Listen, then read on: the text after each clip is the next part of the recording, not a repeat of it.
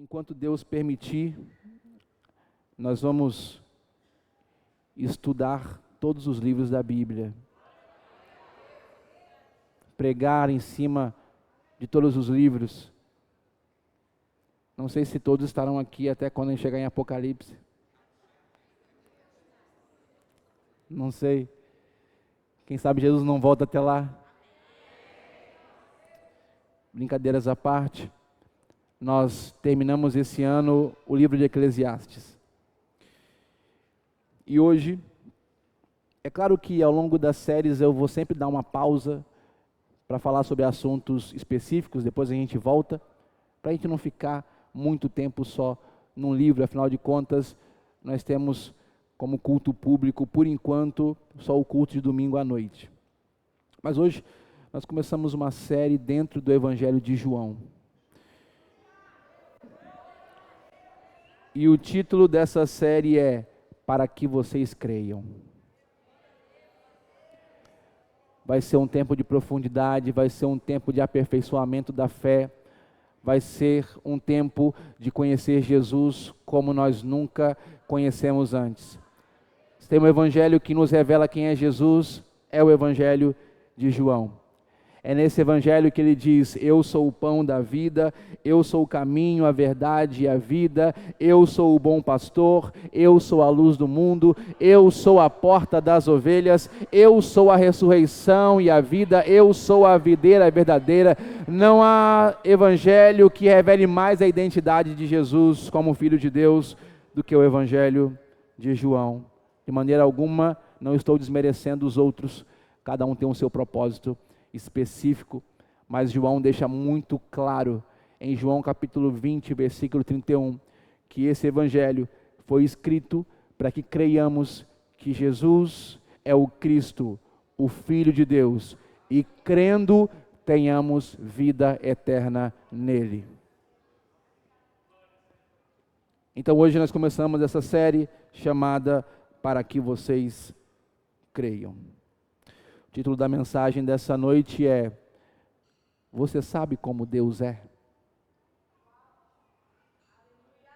Pergunta para o seu vizinho: você sabe como Deus é?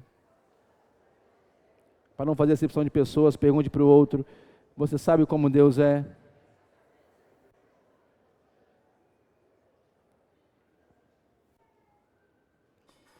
João capítulo 1, versículo 1. Nós vamos ler só os primeiros 5 versículos. João, capítulo 1, versículo 1, diz assim a palavra de Deus: no princípio era o Verbo, e o Verbo estava com Deus, e o Verbo era Deus. Ele estava no princípio com Deus. Todas as coisas foram feitas por Ele, e sem Ele, nada do que foi feito se fez. A vida estava nele, e a vida era a luz dos homens. A luz resplandece nas trevas, e as trevas não prevaleceram contra ela. Como é uma porção pequena, eu vou ler e você repete. No princípio era o Verbo, e o Verbo estava com Deus, e o Verbo era Deus. Ele estava no princípio com Deus. Todas as coisas foram feitas por Ele, e sem Ele, nada do que foi feito se fez. A vida estava nele, e a vida era a luz dos homens. A luz resplandece nas trevas, e as trevas não prevaleceram contra ela.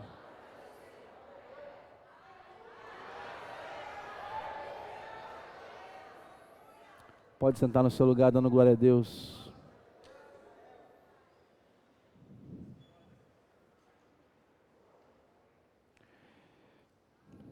Você sabe como Deus é?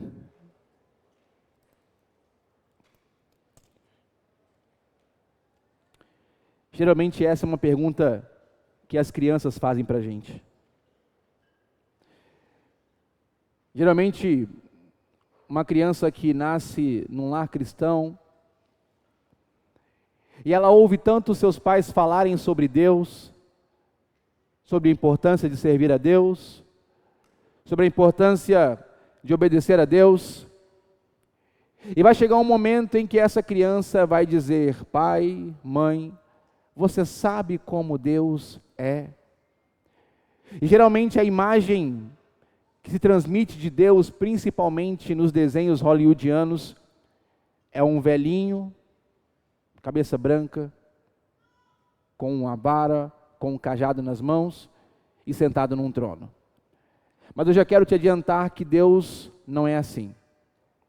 Na verdade, se você quiser saber quem Deus é, você precisa olhar para Jesus. De acordo com o apóstolo Paulo, em Colossenses capítulo 1, versículo 15, Ele é a imagem do Deus invisível. Jesus é a revelação perfeita do Deus Criador, do Deus Todo-Poderoso, do Deus Salvador. Jesus é a expressão exata do Pai. Na verdade, aqui mesmo nesse Evangelho, no capítulo 14, ele diz para um dos seus discípulos, chamado Filipe: quem me vê, vê o Pai. Hebreus capítulo 1, versículo 3 diz que Jesus é a expressão exata do caráter de Deus. Então o Novo Testamento não nos deixa nenhuma dúvida, que se nós quisermos saber como Deus é, basta nós olharmos para Jesus.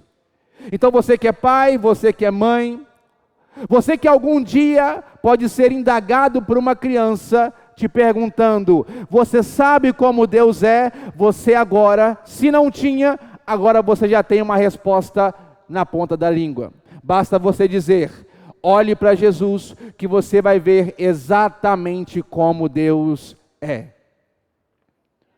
Uma pergunta que parece inocente, mas ao mesmo tempo é uma pergunta extremamente teológica.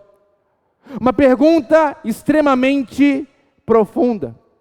Tão profunda, tão teológica, tão importante para a nossa fé, que João decide, obviamente conduzido pelo Espírito Santo de Deus, começar o seu evangelho falando exatamente sobre quem Jesus é. Mas ao mesmo tempo que ele fala sobre quem Jesus é, ele também nos diz quem Deus é. Porque olhar para Jesus é olhar para Deus. Ouvir Jesus é ouvir a Deus. O evangelho de João, ele é diferente dos outros evangelhos. Na teologia, nós costumamos chamar os primeiros 3 evangelhos, Mateus, Marcos e Lucas, de evangelhos sinóticos. Sinóticos porque eles são parecidos.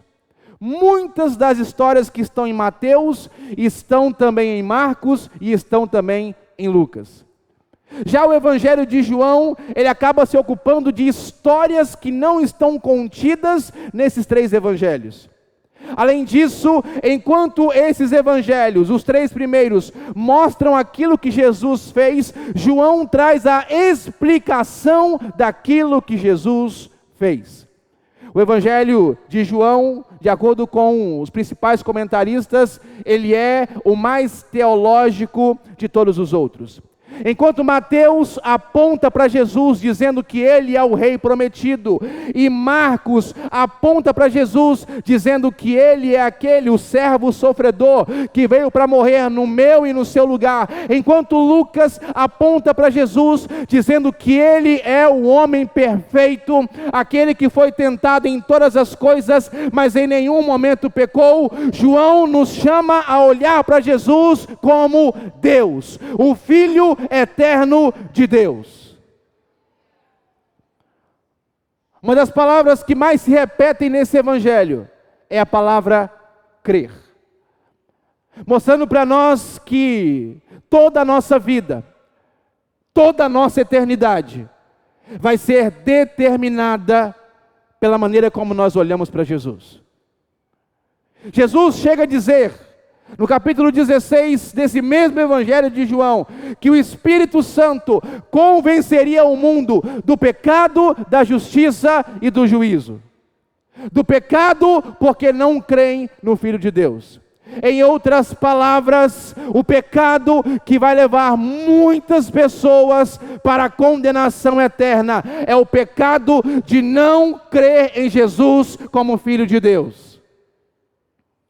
Sendo assim, a coisa mais importante para a sua eternidade e para a sua vida não é apenas saber a respeito de Jesus, não é apenas ouvir a respeito de Jesus, mas crer em Jesus. Mas não apenas crer em Jesus como um rabino da Galileia, não apenas crer em Jesus como um mestre do passado, não apenas crer em Jesus como um grande professor, mas crer em Jesus como Messias, como Filho de Deus, como Salvador, como aquele que levou na cruz dos Calvários os meus pecados, os seus pecados, como aquele que morreu a nossa morte, para que nós pudéssemos viver a sua vida, como aquele que é o Cordeiro Santo de Deus, que tira o pecado do mundo, como aquele que nos tirou do banco dos réus, para que ele se sentasse no banco dos réus, para que toda a ira que estava destinada sobre nós, viesse sobre ele, para que a inocência dele recaísse sobre mim, sobre você.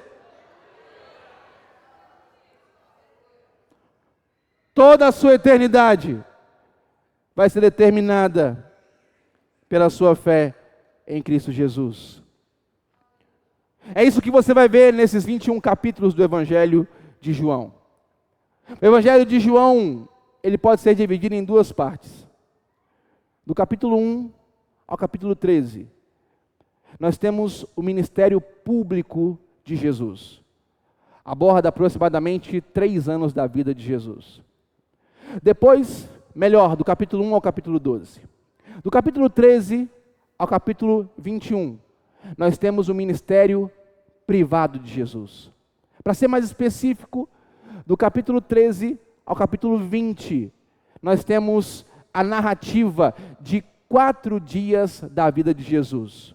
Basicamente, a sua última semana antes da crucificação. Já disse, o propósito principal desse evangelho é que para que eu e você creiamos que Jesus é o Filho de Deus e crendo tenhamos vida eterna. Inclusive, vida eterna é uma das muitas expressões que aparecem no Evangelho de João. Enquanto a palavra crer aparece 98 vezes, a palavra vida eterna, ou a expressão vida eterna, aparece 17 vezes. Nenhum livro fala tanto da vida eterna, aqui dentro da Bíblia, mais do que o Evangelho de João. Então, de um lado, você tem um chamado para a fé. Do outro lado, você tem a proclamação da vida eterna. E o que une a fé com a vida eterna? João capítulo 3, 16. Porque Deus amou o mundo de tal maneira que deu o seu Filho unigênito, para que todo aquele que nele crê não pereça, mas tenha a vida eterna. Quem é o Filho unigênito? Jesus. Ele é o Filho unigênito de Deus. É por meio dele que nós alcançamos uma vida e uma vida em abundância. É por meio dele que nós encontramos uma vida que transcende esse tempo e se estende por toda a eternidade. É por isso que é importante, como igreja, nós conhecermos os evangelhos. É importante, como igreja, nós sabermos quem nós estamos seguindo. Uma das maiores bibliotecas que já existiram no mundo antigo, foi a Biblioteca de Alexandria. E nessa biblioteca havia os seguintes dizeres: que os livros eram os remédios para a alma. Em outras palavras, na leitura daquelas palavras, você encontraria cura para o seu coração, de acordo com esses dizeres. Remédios para a alma. Mas os evangelhos, a Bíblia, não são remédios para a alma. Porque remédio, ele pode até sarar algo na sua vida, mas ele não tem poder para te dar vida. Jesus disse em João capítulo 6, versículo 63, as minhas palavras são espírito e vida. Provérbios capítulo 4 diz, filho, ouça essas minhas palavras para que você tenha vida em todo o seu ser. Então o que eu estou falando aqui é mais do que um remédio para a sua alma. O que eu estou falando aqui é vida para o seu corpo, é vida para a sua alma, é vida para a sua mente, é vida para a sua casa, é vida para a sua família, é vida para a sua história, é a verdadeira vida.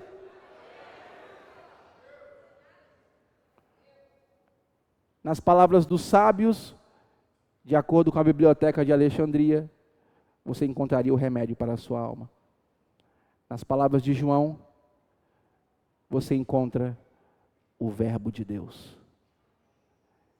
Aquele que é o passado, aquele que é o presente, aquele que é o futuro. Não importa qual conjugação da sua vida você esteja vivendo, Ele é o Verbo de Deus. Ele estava com você no passado? Ele estava com você, Ele está com você no presente? Ele estará com você no futuro. Não importa quais circunstâncias você está vivendo. É por isso que João, ele começa o seu evangelho nos apresentando exatamente ele, o Verbo de Deus, Jesus. E ele começa fazendo uma afirmação ousada. Ele diz, no princípio era o Verbo. No princípio era o Verbo. O verbo era aqui, ou na verdade o verbo ser aqui, ele está na conjugação do pretérito imperfeito do modo indicativo.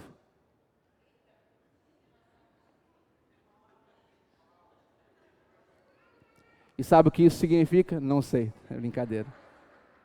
Eu sei, eu estudei para isso. O verbo no pretérito imperfeito do modo indicativo, ele aponta para um estado contínuo no passado.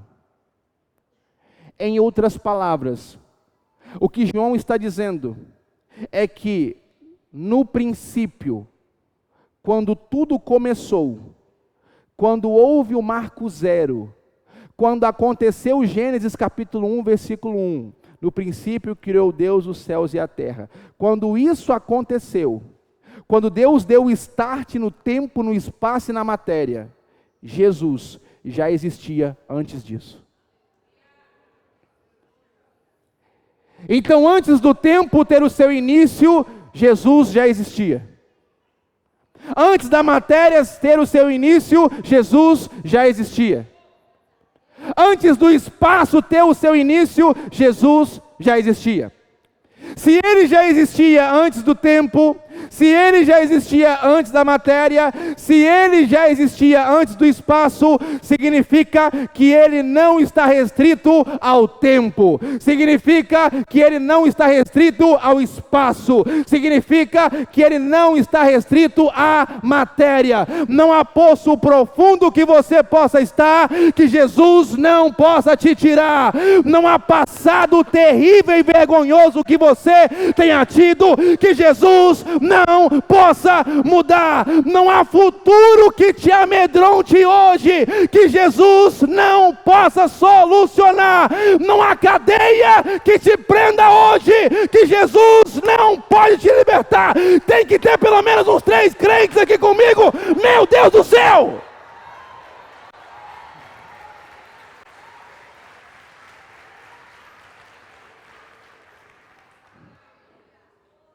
No princípio era o verbo.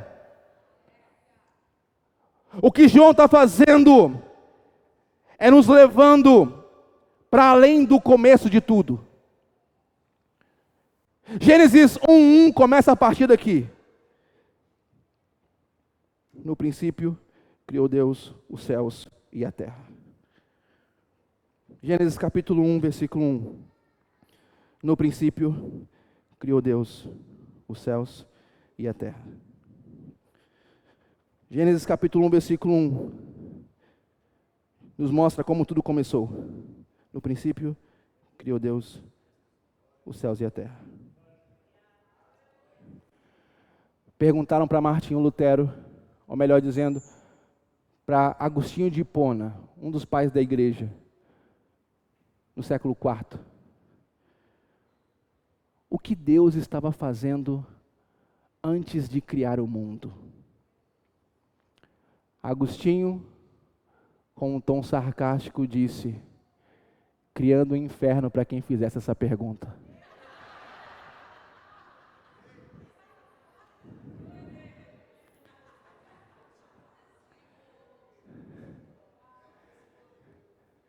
Provavelmente pegaram ele depois de ter pregado num culto de domingo à noite. Ninguém vai nem querer me cumprimentar hoje. No princípio, criou Deus os céus e a terra. Como tudo começou, Gênesis nos mostra. João fala assim: já que já disseram como tudo começou, deixa eu mostrar como tudo era antes do começo. No princípio era o Verbo. E o Verbo estava com Deus. No grego, proston theon, que significa face a face com Deus. Numa perfeita comunhão com Deus. Então, no princípio, não havia um Deus entediado, mas havia um Deus em perfeita comunhão com o seu Filho. Quando ele diz que no princípio era o Verbo, ele diz que o Verbo já existia antes do tempo começar. Se o Verbo já existia antes do relógio começar a contar, significa que o Verbo é eterno. Mais do que isso, Jesus é o começo do começo. Ele é o princípio do princípio. Ele é o início do início.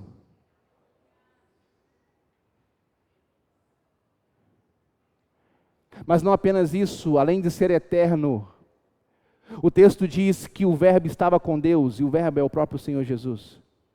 Por que verbo, pastor? A palavra verbo aqui vem do grego logos. No pensamento filosófico da época em que João escreveu esse texto. Na verdade, anterior a João, havia um pensamento entre os filósofos que, ao observarem o mundo, ao observarem o cosmos, a observar o movimento das marés, ao observar o movimento dos corpos celestes, os filósofos chegaram à seguinte conclusão: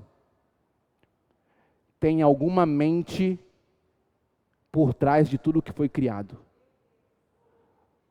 Porque há um padrão muito perfeito no movimento do Sol, no movimento da Lua. Na verdade, apesar de não admitir, a ciência se beneficia desse padrão do universo. Porque só tem como você fazer cálculos e prever até mesmo chuvas e tempestades, porque o universo funciona dentro de um padrão. E padrões tão meticulosos como o funcionamento do universo, o funcionamento do corpo, o funcionamento do planeta Terra, não acontecem por acaso. Quando você chega na sua casa, se você ficou muito tempo fora, e aí então sua família inteira estava viajando, não tinha ninguém em casa, de repente você chega, tem uma mesa arrumada te esperando, a primeira coisa que você vai fazer é: quem fez isso? Porque você entende que só uma mente inteligente para fazer as coisas de maneira organizada, só uma mente inteligente para colocar cada coisa no seu devido lugar. Então, os filósofos pré-socráticos olham para o universo, olham para o funcionamento das coisas e dizem: há uma mente por trás disso daqui, porque é tudo muito padronizado, tudo funciona muito dentro de um ritmo. E como nós vamos chamar essa mente? Eu não sei, deve ser uma mente, deve ser uma força, vamos chamar de Logos. João então, em 80 a 96 depois de Cristo, ele pega esse termo Logos, que a filosofia da época dizia que era uma mente, uma energia que criou todas as coisas, e João diz: é verdade, houve um Logos que criou todas as coisas, houve um Logos que colocou tudo no lugar, mas ele não é fruto da imaginação humana, mas ele não é uma energia, ele não é uma força, ele tem nome, e o nome dele é Jesus. O Verbo se fez carne, o Logos se fez carne, habitou entre nós e morreu a nossa morte na cruz, para que nós pudéssemos viver a sua vida eterna.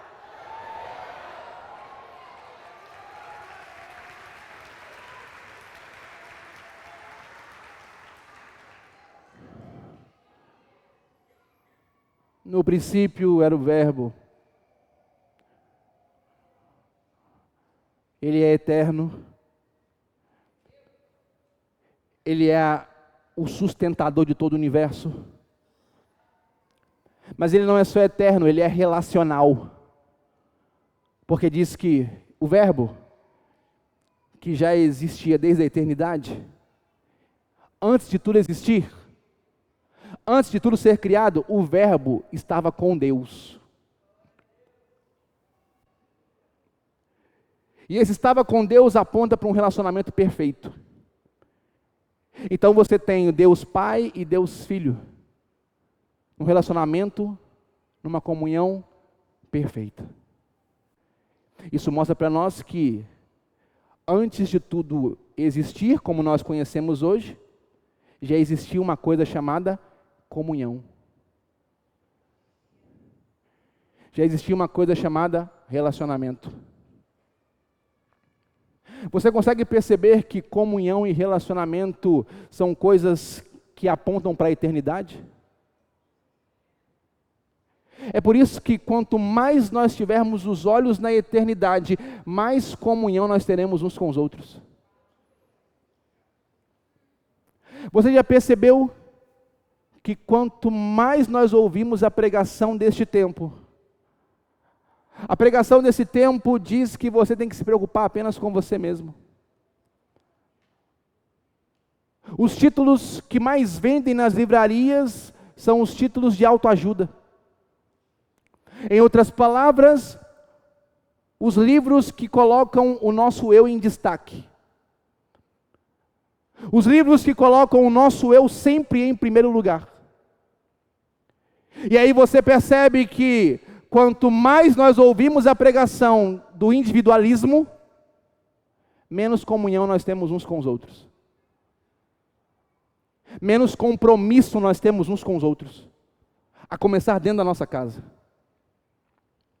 Quando você perde a perspectiva da eternidade, os seus relacionamentos interpessoais ficam enfraquecidos.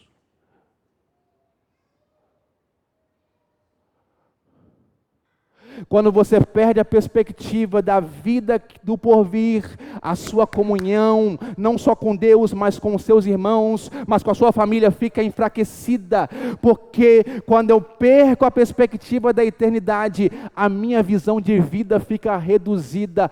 O miserável, a vida que só consegue enxergar a si mesmo.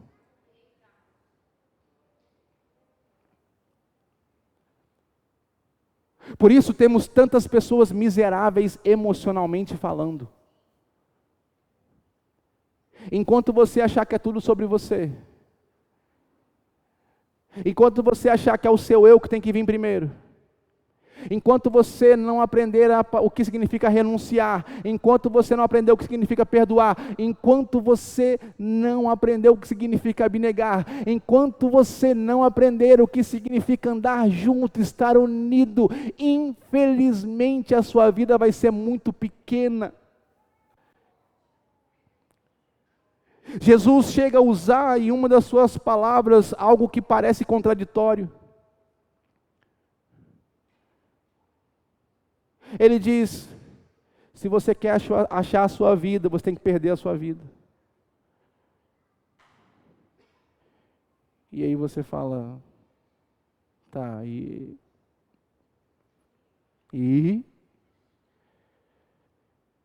principalmente para uma geração que pede resumo de chat GPT, para uma frase, cada vez mais difícil fica para entender esses textos.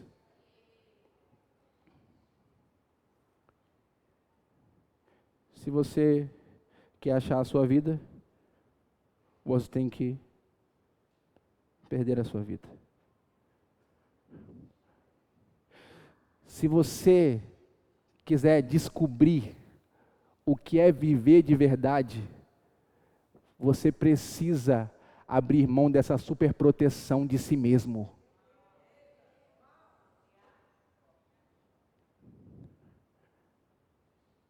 Aí a gente fica se protegendo, não vou me envolver, porque vou me machucar, não, porque eu vou passar por isso, não.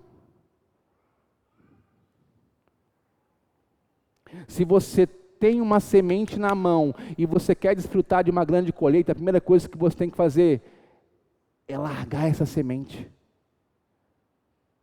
é deixar ela ir, para que ela cumpra o propósito dela. Mas enquanto a gente estiver protegendo demais o nosso eu, nunca descobriremos de verdade o que é viver a vida que Deus nos chamou para viver.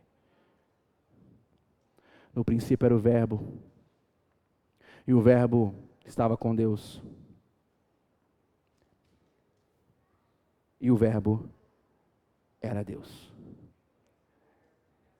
Então você tem duas pessoas distintas, Deus Pai e Deus Filho, mas em essência é o mesmo Deus. Essa, juntamente com o Deus Espírito Santo, a Trindade, essa é a complexidade da existência de Deus. Não são três deuses, é um único Deus, em essência, em poder, que se revela em três pessoas distintas: o Pai, o Filho e o Espírito Santo. Então ele é eterno, ele não é uma força, ele é um Deus pessoal, ele sabe exatamente como cuidar de você. Se fosse uma força, ele nos trataria como atacado, tudo do mesmo jeito. Mas como ele é um ser pessoal, você pode dizer: o Senhor é o meu pastor. Ele sabe exatamente como cuidar de você. Ele sabe exatamente como cuidar da sua família. Ele sabe exatamente como cuidar do seu casamento. Ele é um Deus pessoal. Por isso que não faz sentido nós, como filhos de Deus, não sabermos nos relacionar uns com os outros. Mas Ele é Deus. E como Deus, Jesus carrega as mesmas características que nós conhecemos de Deus Pai. Ele é o Deus Todo-Poderoso, Ele é eterno, Ele é onipresente, ou seja, Ele está presente 100% em todos os lugares ao mesmo tempo. Ele é onipotente, não há nada impossível para Ele. Ele é onisciente, não há nada que Ele não saiba. Não há nada que Ele não saiba. Por isso que você nunca vai ouvir da boca de Jesus palavras do tipo: essa daí me pegou. Deixa eu pensar. Não sei o que fazer. Pelo contrário, João capítulo 6 diz que havia uma multidão para ser alimentada. Os apóstolos só tinham 5 pães e 2 peixes. E aí então Jesus chega para Filipe e fala o seguinte: e aí? O que a gente vai fazer?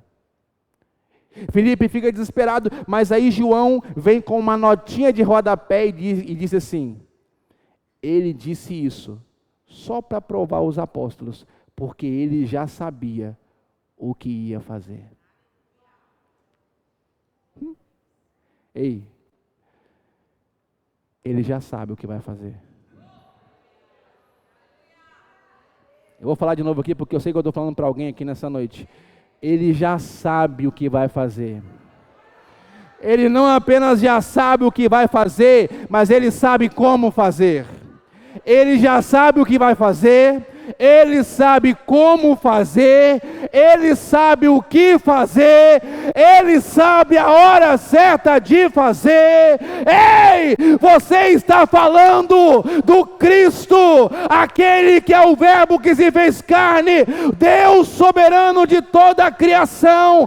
Nele nós enxergamos a compaixão de Deus, a santidade de Deus, a justiça de Deus, o amor de Deus. Nele nós enxergamos a eternidade de Deus. É sobre ele que Isaías capítulo 11 diz que ele é conselheiro maravilhoso, Pai da eternidade, príncipe da paz. É sobre ele que nós falamos que é o alfa e o ômega, o princípio e o fim. Ele é aquele que tem a chave da morte e do inferno nas suas mãos.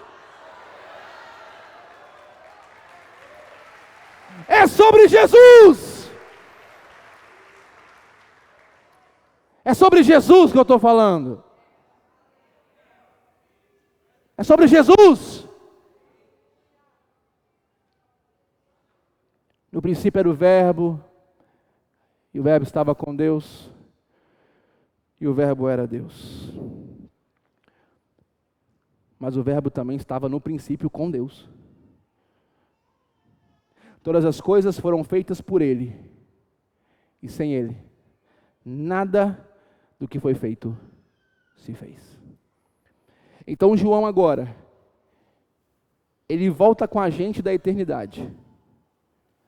Primeiro, ele vai com a gente para a eternidade e mostra o Verbo eterno, numa perfeita comunhão com Deus, num perfeito relacionamento com o Pai, o Filho e o Pai, num perfeito relacionamento.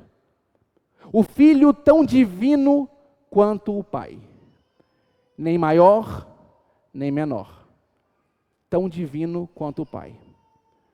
Mas agora ele diz, mas o Verbo também, apesar de já estar com o Pai antes do princípio, o Verbo também, o Logos, o Cristo, estava com o Pai no princípio.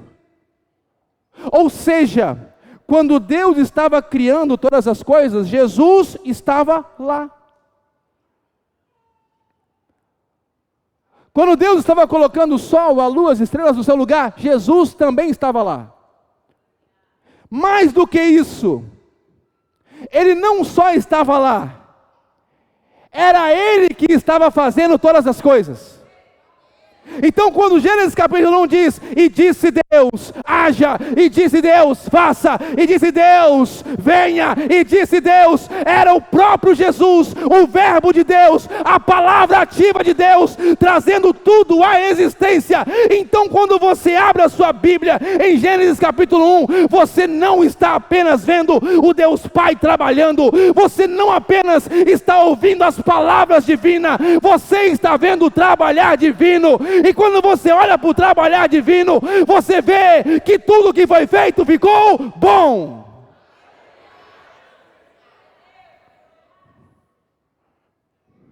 Nada foi colocado fora do lugar. Nada foi colocado fora do seu ponto. Pelo contrário, quando você olha para a criação, você vê que cada coisa criada era feita para ser suporte para aquela que viria no outro dia. Era feita para ser suporte para aquela que viria no outro dia. Era feita para ser suporte para aquela que viria no outro dia. Deus trabalhando na sua perfeita sabedoria, mostrando que até mesmo nesse mundo, apesar de poder fazer todas as coisas, nesse mundo, Ele faz tudo por intermédio de um processo.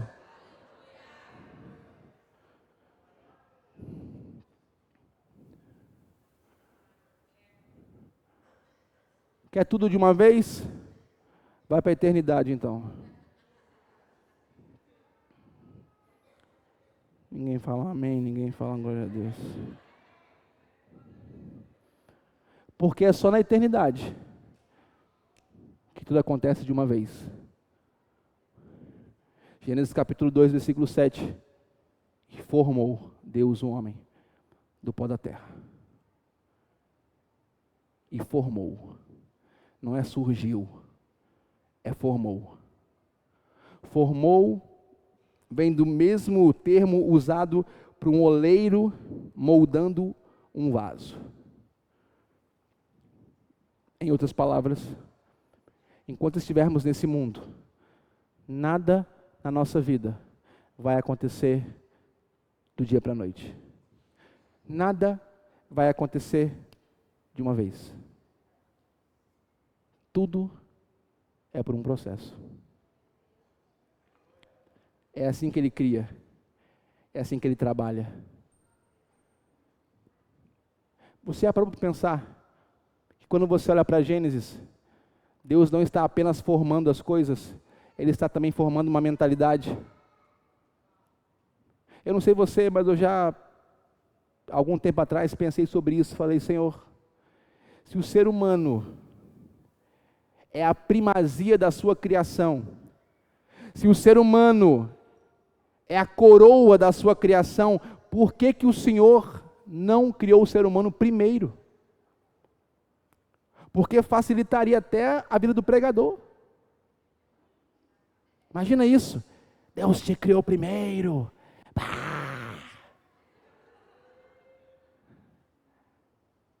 Aí você ia sair daqui achando que você tem que ser em primeiro lugar.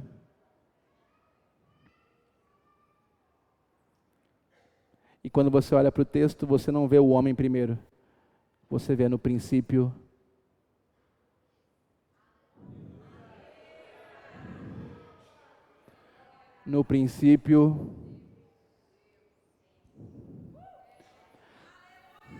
toda a criação, ela entende isso. Por que a vida de muita gente fica desorganizada? Porque eles querem ir contra uma lei sobre o qual o universo funciona. O universo, o planeta Terra, ele funciona dentro dessa lei. No princípio, Deus. Por isso que quando o homem resolveu colocar a si mesmo em primeiro, desobedecendo a Deus, comendo do fruto da árvore que não era para comer, tudo bagunçou. Porque o universo, o planeta Terra entende que, a criação entende que, no princípio, Deus. Mateus capítulo 6, versículo 33, busquem em primeiro lugar o reino e a sua justiça. E todas essas coisas lhes serão acrescentadas. Então você percebe que esse é um princípio espiritual. Quando no princípio é Deus, todas as outras coisas vão se ordenando. Talvez você chegou para Cristo, você confessou Jesus como seu Senhor e seu Salvador, e você diz, depois que eu virei crente, é só bagunça na minha vida. Depois que eu virei crente, é só bagunça. Deixa eu falar uma coisa. Com todo carinho. Já estava bagunçado. É porque agora para organizar, tem que mexer nas coisas. eu sei que tem imóvel no seu coração que se tirar, fica a marca.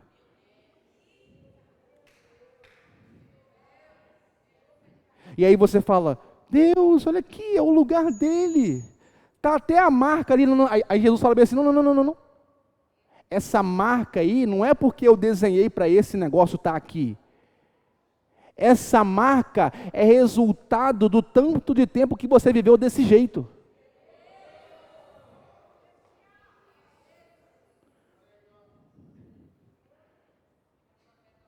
Eu estou falando aqui daquele que criou todas as coisas.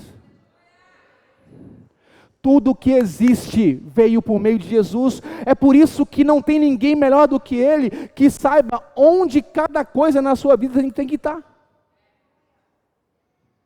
Tem certeza que você vai bater boca com aquele que criou o universo? Tem certeza que você acha que você tem as melhores ideias de como você tem que viver do que aquele que João diz, a vida estava nele? Se a vida estava nele é o único lugar que eu consigo viver de verdade. Eu vou falar de novo porque eu acho que você não ouviu. Se a vida estava nele, é nele que eu descubro o que é viver de verdade. Se a vida estava nele, é nele que eu descubro o que é viver de verdade. Se a vida estava nele, é nele que eu descubro o que é viver de verdade.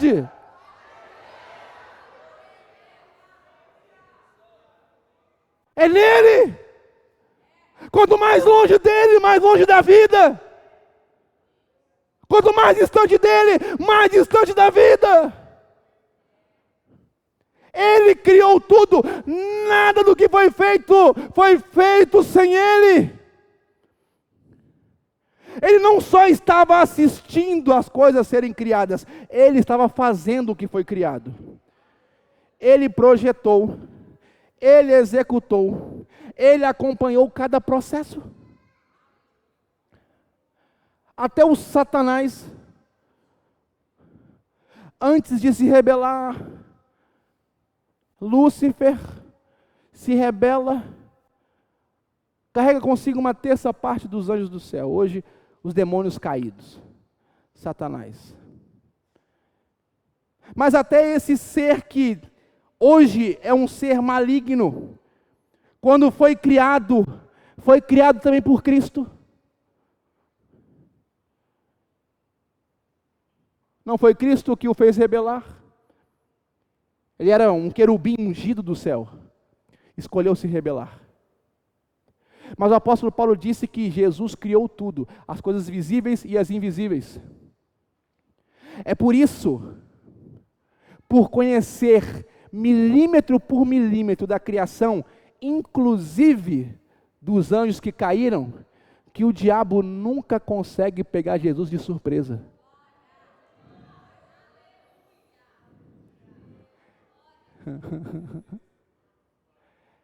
É por isso que Deuteronômio diz que o inimigo pode vir contra mim por um caminho, mas por 7 caminhos ele vai ter que fugir, porque não há nada que pegue o meu Jesus de surpresa, não há nada que pegue o seu Jesus de surpresa, não há plano do inferno que pegue Jesus de surpresa.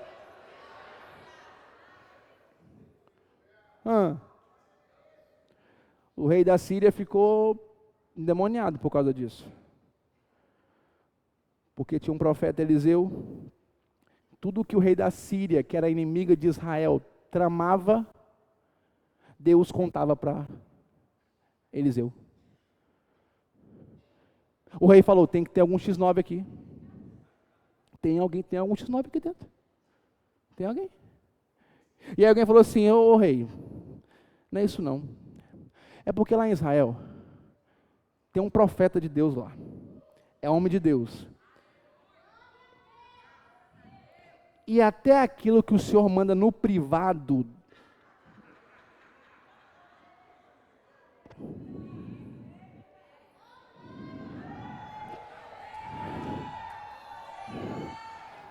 Rei, até aquela pasta que você coloca oculta no seu computador, rei,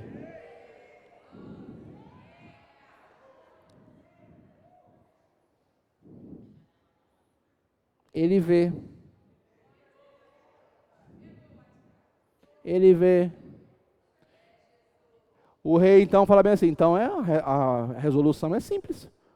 Vamos matar esse cara. Vamos matar esse cara.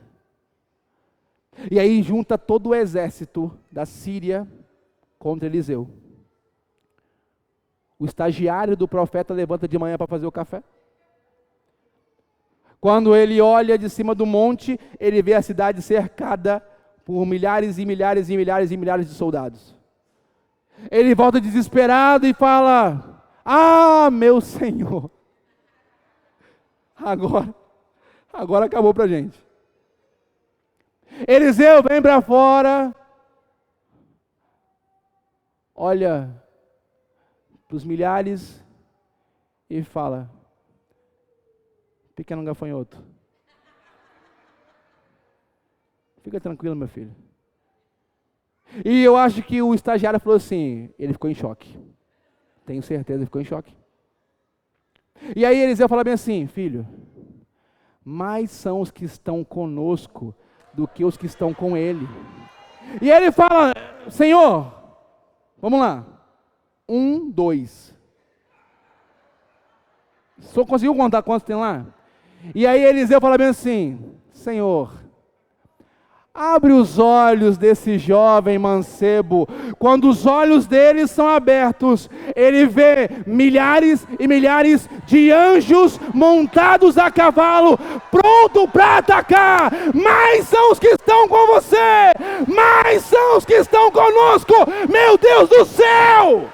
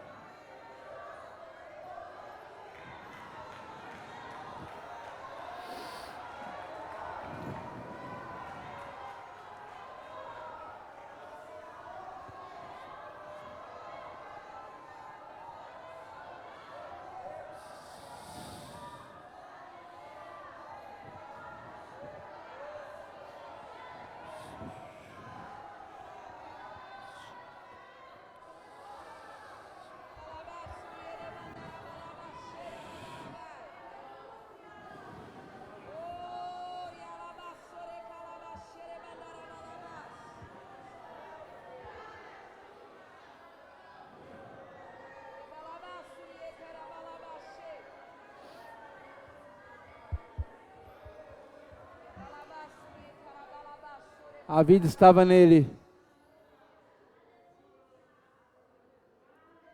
E a vida era a luz dos homens. A luz resplandece nas trevas. E as trevas não prevaleceram contra ela. Toda a vida procede de Jesus. No grego existem duas palavras para a vida. Bio, que é da onde vem a palavra biologia, e a palavra zoe. Bio fala da vida natural, o zoe fala da vida espiritual. Quando o texto diz que a vida estava nele, a vida que não é bio, mas é zoe, porque ele é o autor tanto da vida biológica quanto da vida espiritual. Ele é a luz que todos nós procuramos a vida inteira. Ele é a luz que todos nós procuramos a vida inteira. Por isso que só com Ele nós encontramos segurança na nossa caminhada. só na luz dele que nós podemos nos enxergar de fato como nós somos.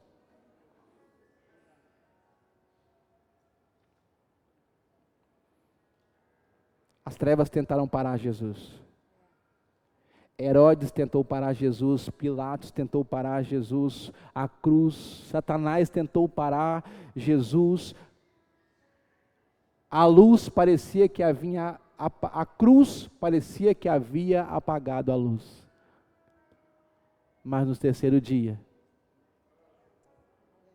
a luz prevaleceu sobre as trevas.